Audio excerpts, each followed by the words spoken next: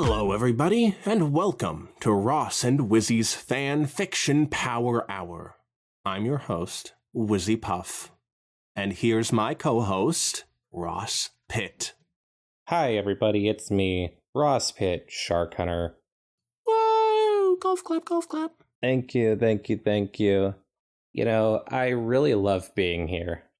You know why I love that? Why? Because I can just hang out with my best friend. Aww.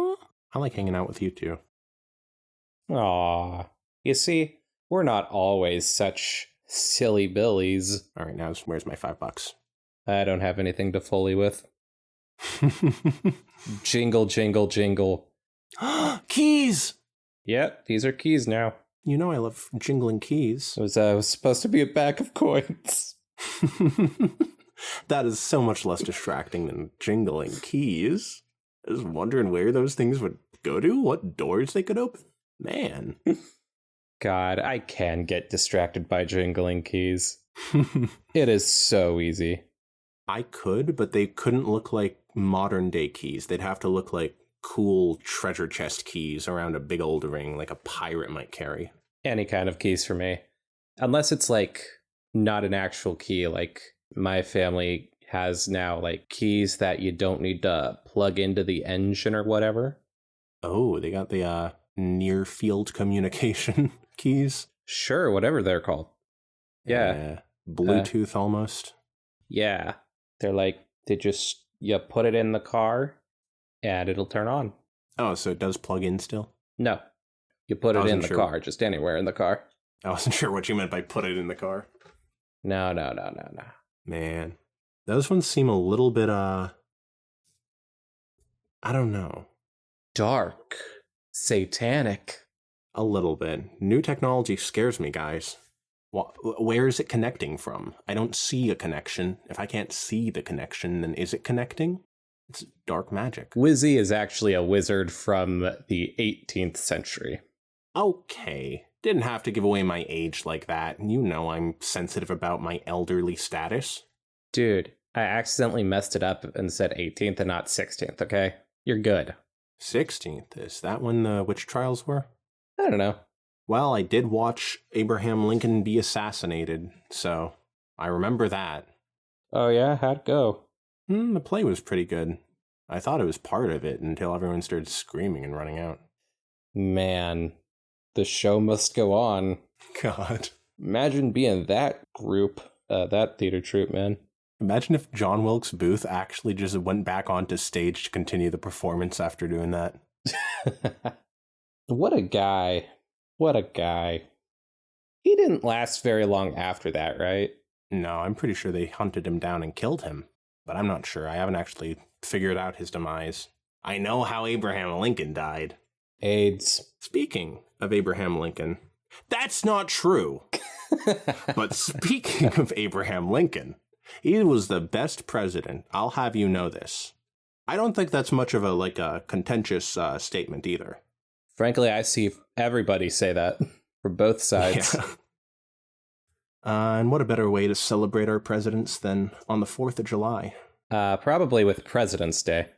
Oh, that's a good point.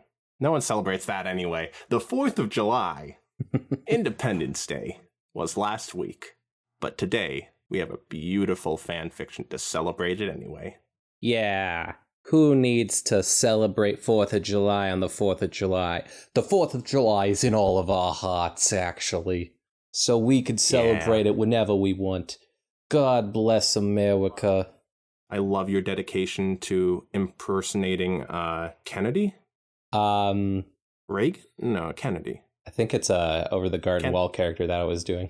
Oh, I was thinking of, you're doing the Kennedy voice. Is that Kennedy who talks like this? I think so. Okay. I cannot remember. Who is the over the garden wall character? I can't remember. I just remember character in that style. Was it one of the people in the tavern? Yeah. I think it was like, follow your heart. Something like that. Oh, yeah. I think I remember that guy. Yeah, that guy. If he existed. Well, I think it's time we get started with A Philly's Foray with Fireworks by Bandy. Chapter 1. The only chapter. Boom! Dedicated to Swiper the Fox for absolutely no reason whatsoever. And it spells Swiper the Fox like a username, but I'd like to think they're just thanking the Dora character. You're gonna have to go down into the comments after this. I already know the answer. Oh, did Swiper swipe something in the comments? Yeah, I guess we'll have to go into the comments after. Oh boy. Yeah, we're gonna have to scroll through all this text first. Yep. Boy, that'll be a ride. All right. Princess Celestia had always told her protege, Twilight Sparkle, to stay away from the east side of Canterlot. When she asked her mentor why, she always had given her the same answer. It's not safe for little fillies to go wandering out there alone. Celestia could only guess as to how many illicit activities went on in the east side. She did know, however, that they mainly revolved around drugs and illegal gambling, neither of which she wanted her young student to get tangled up in. Oh. Yeah, poor Twilight. Mm-hmm. She's getting surrounded by all of this, illegal activity. What is happening in Canterlot these days? Well, don't worry, Twilight and Princess Celestia. I've got the perfect video for you. Oh boy. Have you ever heard of a 1990s era anti-drug PSA? Oh, that's one of my favorite fics. No, okay, I can't actually say in full confidence that's one of my favorites. I can prove that it's not one of your favorites. Yeah, there's a whole tier list. Go watch the 100th episode. Or listen to it. And then go and watch the anti-drug PSA episode. Yeah, or listen to it. Oh, yeah. Unfortunately, the repeated talks about the myriad of dangers shrouding the east side of the city only served to pique young Twilight's curiosity. Many times before, she had been presented with the opportunity to sneak out and explore the off-limits part of Canterlot, but being the obedient filly she was, she never acted on them. She was a smart pony, and the stories of dens of crime and corruption kept her too scared to follow through her imagined plans of exploration. That was, at least, until the eve of the Summer Sun celebration one fateful year. Twilight, still rather young, had caught a glimpse of the infamous East Side when she was out stocking up on assorted groceries for the annual party for the Summer Sun celebration. As she walked through the streets, carrying saddlebags loaded down with carrots and peas and potatoes, she just happened to glance down a dank-looking street cornered by two nondescript stores. It was a complete coincidence that her wandering eyes would behold one of the infamous entrances to the east side of Canterlot. She stopped in her tracks, partially out of curiosity and partially out of fear. Were all the stories she had heard true? Were there really dens of criminals and thieves and murderers awaiting to snatch her up just on the other side of that very alley? She quickly found that answer to be a resounding no. In fact, she was awed at just how little was going on in this supposed sanctuary of crime. I wonder if it's just they're Celestia's racist or something. Could be. She just hates poor people. It could also just be that it is just that bad. Okay. It's just having an off day, though. I like the idea of just Celestia is just doesn't want Twilight mingling with the poor folk. Well, I don't. I know. I'm just a big fan of villain Celestia. And I hate that about you. It's so cool. 10 things I hate about you. That's number 3, baby. And then the other ones are all just my hair. You kidding me? Your hair is great. My hair is long and it needs to be cut. Oh, maybe. My hair is long. Yeah, but your hair doesn't need to be cut. Oh. Your hair is perfect just the way it is. I don't know. For what it was worth, it looked just like any other half-deserted street in Canterlot. But it's a half-deserted street on the east side of Canterlot, she thought. Twilight contemplated for a moment the repercussions of going into this forbidden part of the city. Celestia will be furious. I'll probably get grounded for a long time. Not to mention the fact that some crazy pony might be in there, just waiting for me to walk in so he can scoop me up and eat me. Her last thought would have been absolutely absurd on any normal occasion, but while she was here standing in front of the portal to a different and dangerous world, no possibility would be left off the table. Wait a minute. Portal to an alternate dimension? What is this? Is this Equestria Girls? I think it's just the concept I of think a this different... may be an Equestria Girls fic. I don't think so. Aww. But I wanted to see Philly Twilight to go into Equestria Girls. Yeah, that's a real bummer for you, then. Huh. Despite all her teacher's warnings and her own fears, she made up her mind to go inside and check the place out. Just a peek.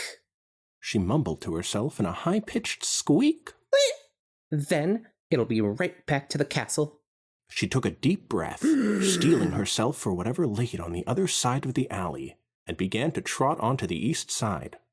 She flinched as she passed into the dimly lit streets, eyeing each and every shadow with the utmost amount of caution. She almost expected her entrance to harm her in some way, and breathed a quick sigh of relief as she noted that as of then, nothing was trying to eat her. Her confidence increasing, she fell into a rhythmic step as she walked deeper into the heart of East Canterlot, swinging her head and gawking at all the unfamiliar sights. You see, this is how you get eaten. That's true. The first time, you're like, oh, this is actually pretty cool. And then the second time, you get more and more sucked into it until finally...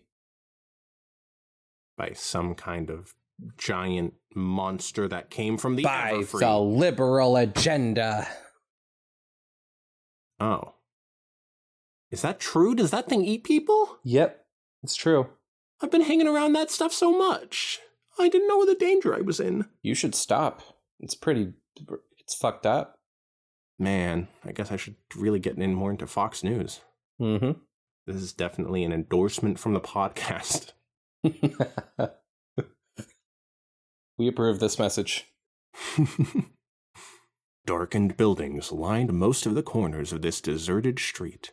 They seemed to give off an aura of misery as she passed by, causing her to shiver a little.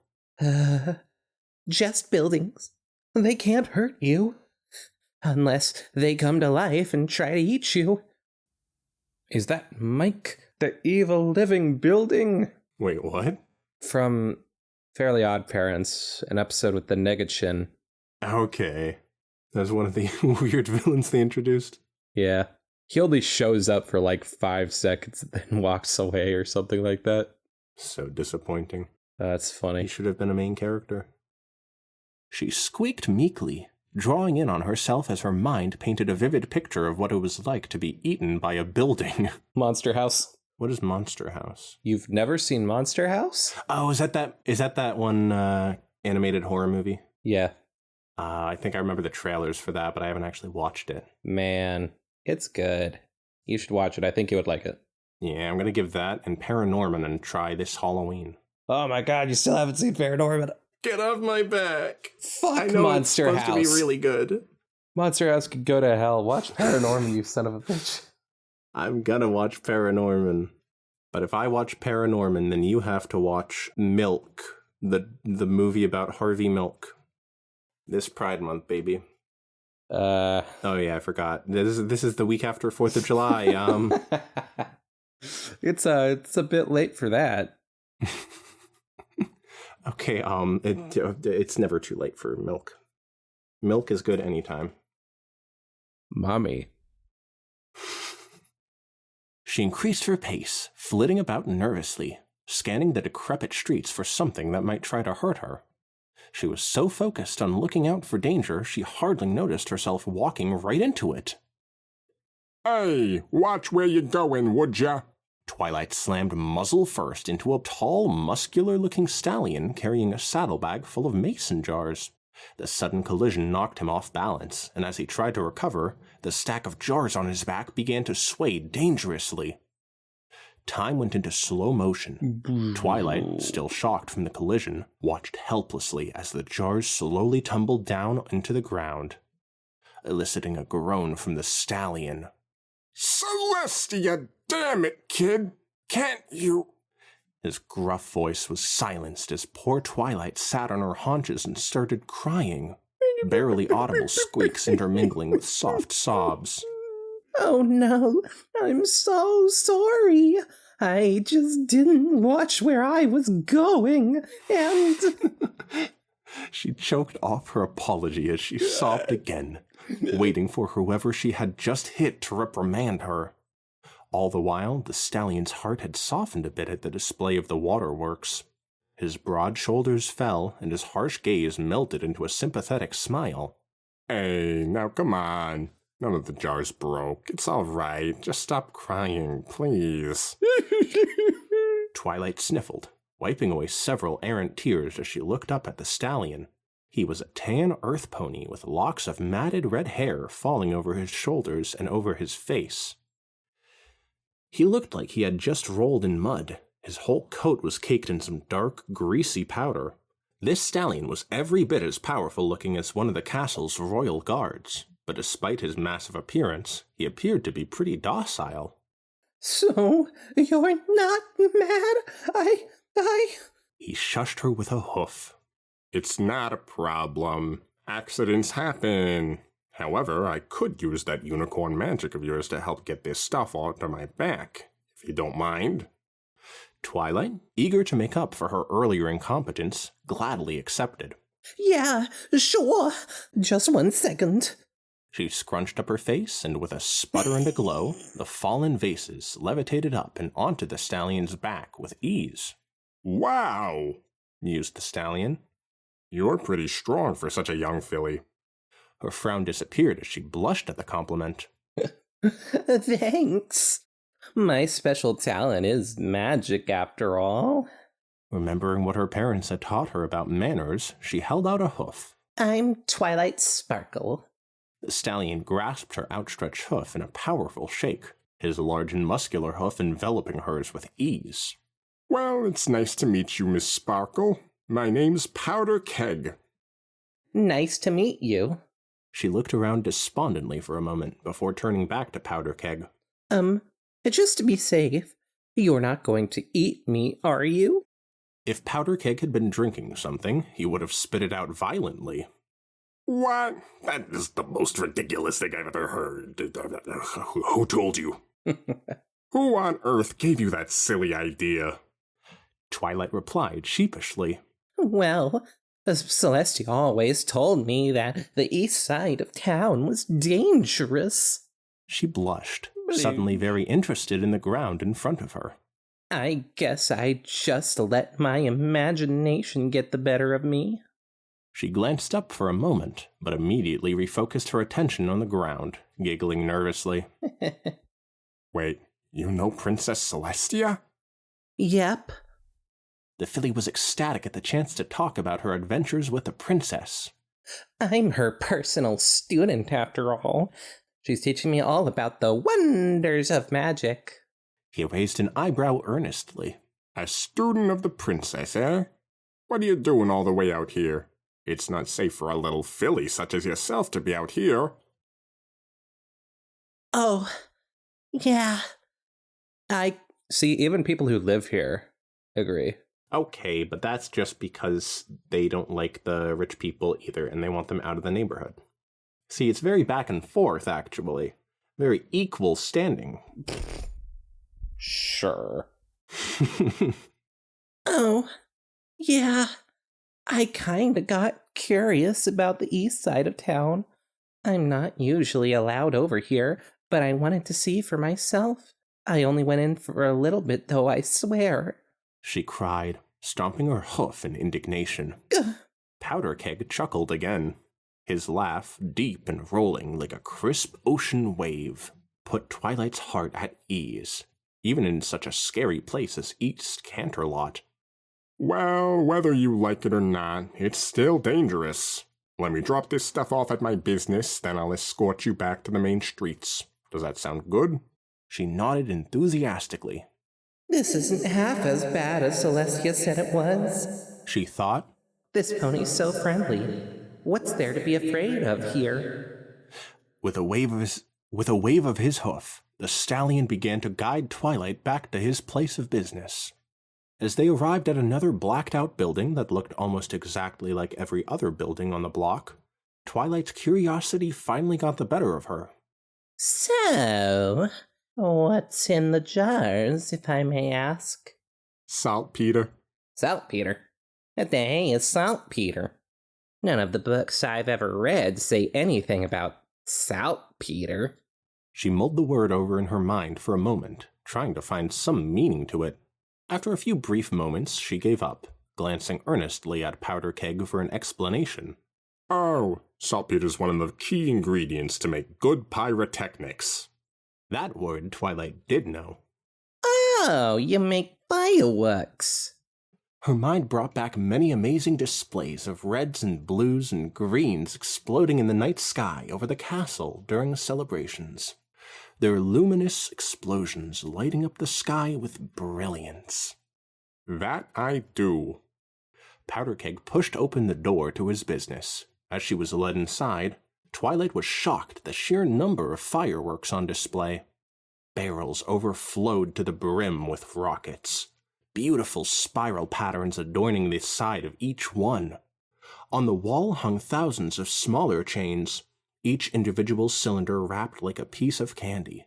Thick black powder was everywhere, hanging in the air like a permeable blanket.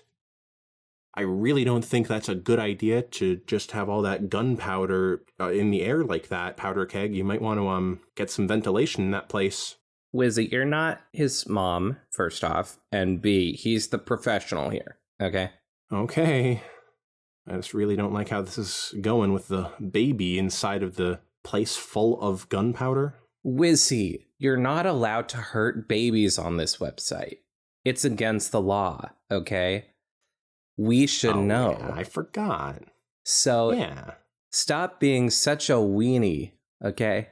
Can't remember one fic where a baby was hurt. It's never happened. Never. Not once. Nope, not a one.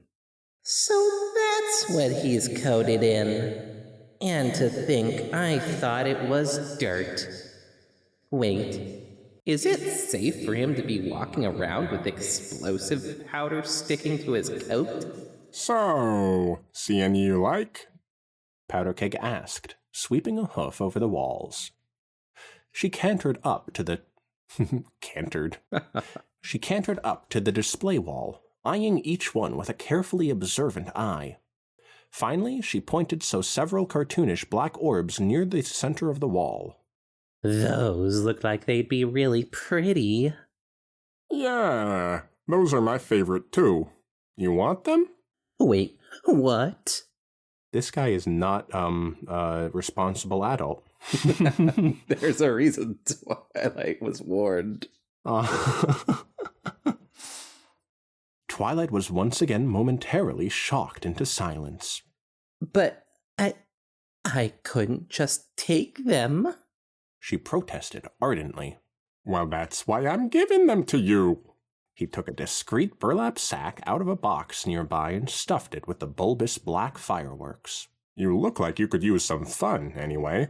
I won't miss them. As he filled the bag, he mumbled maniacally. Heck, when these go off, I'll probably hear it from here. Jesus Christ, how powerful are these things he's giving to like a baby? What was that? Oh, nothing. He finished loading the sack, handing it to the wide-eyed filly with a warm smile. You be careful with these now. Okay. That'll get her back for breaking my mason jars. Oh, asshole. Twilight still had plenty of premonitions about a complete stranger giving her a dangerous amount of fireworks, but she didn't want to offend the stranger's hospitality. Exactly. Yeah, it's always better to do that, kids. Yep. Don't actually offend someone's hospitality. That would be rude. Just like when people are like, hey, kiss me, and then I'm like, well, I don't want to offend them by making them think they're unkissable, so then I just kiss them. Yeah. Wizzy gets in this situation a lot. So, with a hint of reluctance, she flung the sack over her back with the rest of the groceries. Thank you. Not a problem. The stallion gave Twilight's head a soft pat. I just know you'll put 'em to good use. The more Twilight thought about it, the more a plan began to form in her head. Her smile slowly grew as the plot blossomed in her mind's eye. I think I know just how to do that. Great. Now let's go, he said, gesturing over towards the door. Don't want to be in here too long. Gonna breathe in too much gunpowder, Twilight. I know your lungs can't take it. Let's get you home before it gets too dark outside. Doodly-doodly-doo. Princess, hurry up. Okay, Twilight, I'm coming. Princess Celestia, her majestic form seeming to glide over the worn cobblestones of the palace courtyard, followed an ecstatic twilight sparkle as the young filly tugged at her teacher's hooves. What is it? You know I have some very important court duties to attend to. Jesus Christ, you piece of shit! Her voice, although benevolent and smooth, carried the slightest undertone of annoyance. She loved Twilight deeply, but at times her antics could get under the skin of even the most collected of ponies. I can't tell you. It's a surprise. Celestia huffed a bit. And puffed a bit. And blew the whole place down. That's how Canterlot fell from the mountain. Yeah, you hear about the Canterlot royal voice or whatever, but not much about the royal breath. Her lungs could destroy continents. Celestia huffed a bit, but kept her composure as the two stopped in the center of the courtyard. Okay, Twilight, what is it you want to show me so badly? Instead of replying, Twilight gestured up towards the northernmost tower of the castle. The majestic architecture of the tower had been around for centuries, withstanding the test of time with flying colors. Yes, Twilight, that's... My mouth is dry today. But oh, so kissable all the same. Just ask my neighbors. Yes, Twilight, that's the North Tower. What about it? Celestia was actually grown curious as to what her young student was up to. Watch. Twilight's horn lit up as she scrunched her tiny face in concentration. For a second, nothing happened. Then, ever so softly at first, she heard the sound of explosions coming from the tower. At first, the explosions were nothing more than tiny wisps of smoke belching out of the tower's massive exterior, hardly visible at all against the tower's face. The booms and cracks gradually crescendoed into a massive cascade of thunderous claps and roars that shook the ground beneath them. As Celestia watched on helplessly, the top of the tower was sheared from its base in a flurry of colored explosions, sliding downward at an odd angle as it fell to the earth below. The tower, now shuddering unstably under its own weight, began to throw out massive arcs of radiant color. Streams of red, blue, yellow, and every color in between spilled out of the tower in a terrifying display of pyrotechnics. The sky lit up with hundreds of tiny, pulsating balls of fire, crackling to life and dying out in an instant. The colors seemed brighter than the sun, and for a moment all of the city of Canterlot was bathed in color. As the princess stood there, shock written across her distraught features and a single tear running down her face, Twilight hopped around the cobblestone with a silly grin plastered on her face. Well, what did you think? Did you like it? Doodly-doodly-doo. Deep within the recesses of East Canterlot, Powderkeg looked with a start towards the royal castle. A large chunk of an impressive-looking tower had just been torn from its foundation, falling to earth in a massive cloud of dust and debris. The remainder of the tower now spewed fireworks in a dazzling yet horrifying display. Something inside his mind brought back the face of a young purple unicorn filly who had been given a copious amount of fireworks. Maybe even enough to shear a centuries-old royal tower in half. As he watched the burning tower with equal parts awe and shock, a small, almost sad smile crept onto his face. The absurdity of the situation made him want to roll on the ground, simultaneously laughing and hitting himself over the head with a mallet. Instead, he settled on guffawing to himself silently as he watched the great pillar tear apart from the inside out. Yep, giving little fillies fireworks is always a good idea. Right you are, PK. I really thought that guy was going to be a good guy when he was introduced. Yeah, no. He kind of sucks. The end. That was A Filly's Foray with Fireworks by Bandy. Let's just go down in the comments here. And, oh, look at that. There's Swiper. There's Swiper. Swiper, no swiping. He was last seen January 1st, 2014. No, Swiper. Like the first comment is, we'll read this really, really soon, I promise. So I thought that this story was kind of a bit out of character for Twilight to be exploring a city like that alone. She seems like, I don't know, a bit more shy, less people-oriented. But I thought it was really cute. She's a curious little filly. Yeah, she's adventurous. I just thought maybe she wouldn't have the heart to do something like that yet. What did you think of the chapter? I think it was a rather fun, tiny little story there. I wish they had gotten a bit more into, like, the wacky antics that fell out with the tower getting blown up and Celestia witnessing that and Twilight prancing around like as if she was V from V for Vendetta blowing up Parliament. Perfect. Just add a couple more 1,000 words to this story and include more antics of her meeting people in East Canterlot at night and add the outcome of her blowing up that tower. Yeah. Then we'd have a story. But until then, I can never consider this a story. This is just a fic. A silly fic at that. I actually thought this was written really well. I was kind of worried, since this was like over a decade ago, that it might be like a 14-year-old who was writing their first story or something. But no, this was written pretty well. It was written pretty well. I want to see more stuff by Bandy now, seeing as they just like got an award from like 8 years after this was released. A 2019 Hugo Award winner, Bandy. Who's Hugo? From the movie Hugo, based off of the book Hugo and the Machine or whatever. Can't remember what the book is called. Is that what the actual Hugo Award is? No. Okay. Probably looks like somebody's Uncle Hugo or something. I don't know. Yeah, like when my dad gave me out the #1 son award that he gave to my 2 brothers as well. Wow, that hurts, man. Guess y'all were tied. Yep, that was a 3-way tie. We all had to stand on the same pedestal, and they shoved me off, and I got a concussion. Haha. Second episode in a row with a concussion talk. But actually, no, I think that was 2 episodes ago, so never mind. What happened in the other episode with the concussion? I slipped on a banana peel. Ah, man.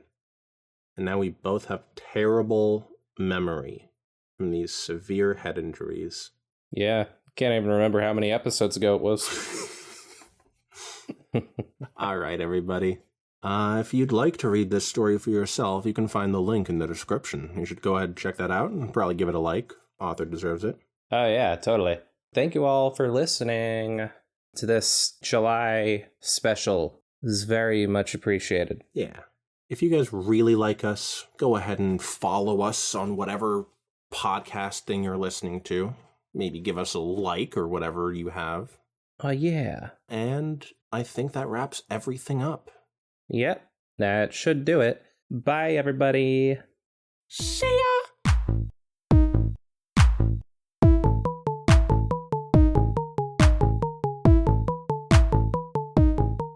All right, so we're going to do the Fanfiction Power Hour or the Fresh and Fit podcast today?